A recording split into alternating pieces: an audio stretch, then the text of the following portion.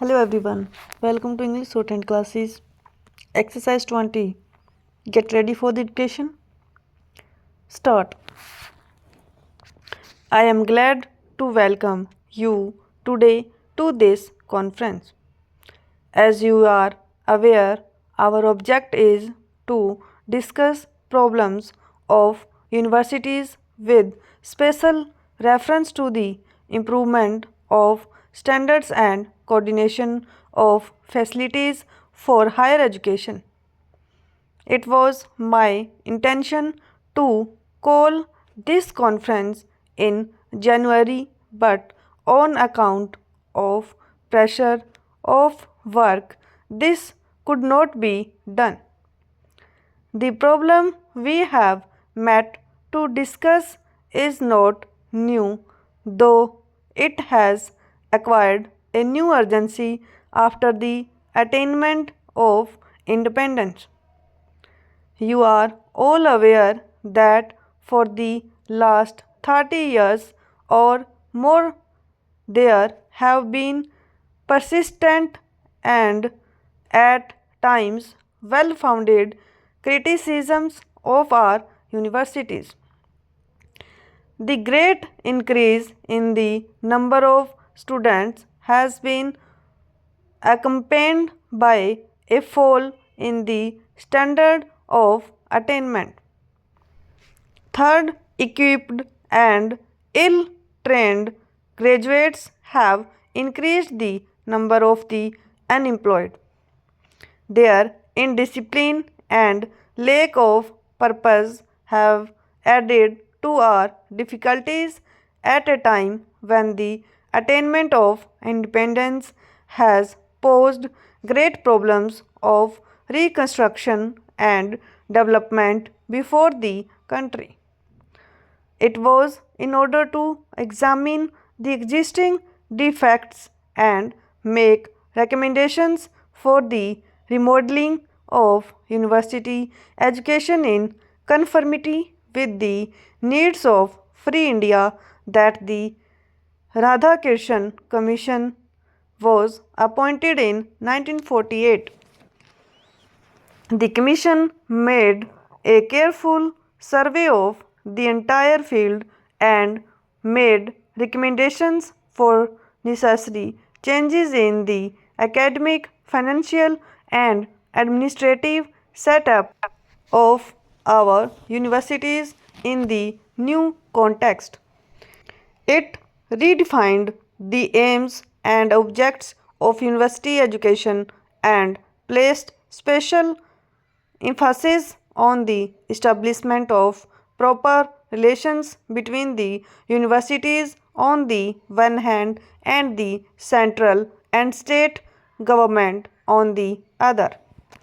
One of its basic recommendations was for the creation of a machinery for the most economic utilization of our existing resources by avoiding wastage or unnecessary duplication in the fields of higher study and research. The problem of university education was also considered at the time when the Indian Constitution was being framed. There were detailed discussions as to whether university education should be made a central or a state responsibility.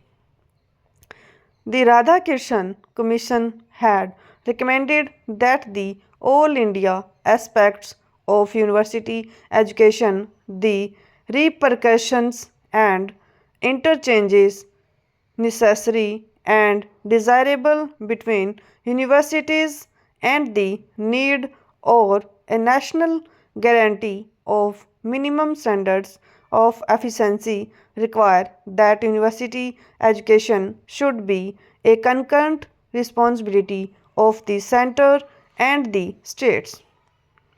The Commission had mentioned that coordination of facilities in special subjects be of the governments.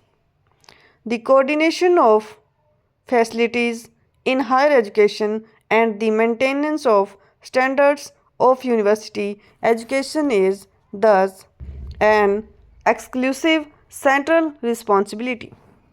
This makes it necessary for the Government of India to take an immediate and direct interest in the affairs of all universities in order to ensure that the provisions of the Constitution are carried out. The government has considered the matter carefully and reached the conclusion that this responsibility cannot be discharged without the creation of an agency which would enable the government to carry out the necessary supervision and overall guidance. Since this duty is an exclusive central responsibility, the government would have been entitled to set up for these purposes an official body composed of its own officers and nominees. The government did not, however, do so. The government recognizes the value of university autonomy and desires that the necessary reforms in universities should, as far as possible, be initiated by the universities themselves. The government is also of the view that in all such steps for the improvement of standards of higher education in the country, the cooperation of the states at every step is not only desirable but essential. It is on this account that the Government of India prepared a draft bill entitled Universities Regulation of Standards Bill. Before introducing it into Parliament, the Government of India referred it to the state governments and the universities for their advice and guidance. I must confess that I have been somewhat surprised by the response of the universities to this gesture of cooperation by the central government.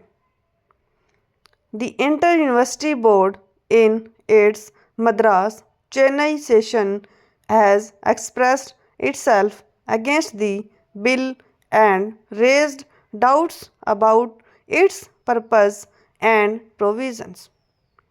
Nevertheless, the board itself had to recognize the need of a machinery to effect coordination and improvement of standards.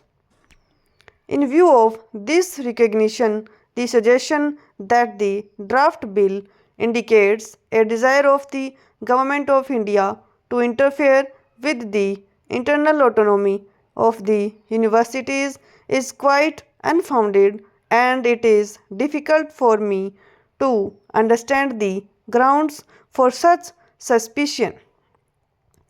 As I have already said, the government could, if it so wished, introduce the bill without referring to the universities. That it has not done so is itself evidence of the government's regard for university autonomy. Further, the constitution of the body proposed in the bill is such as to ensure that the autonomy of the universities will be respected.